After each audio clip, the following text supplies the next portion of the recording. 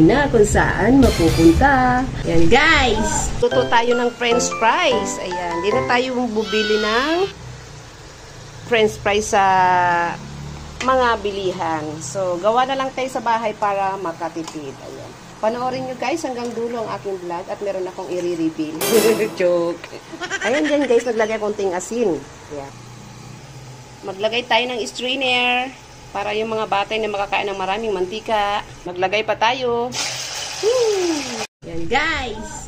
May sausawan tayo. Ketchup. Pag kumain kami sa isang kainan, syempre, alam nyo na. So, iniipon namin. Ito na. Ang dami. Oh.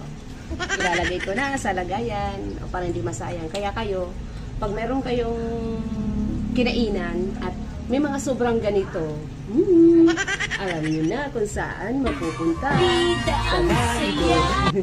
Kaya kinukuha ko po talaga ito para, kasi gusto nung isa ko. Yan, sayang kasi naman. Siyempre, bumili kami ng fries.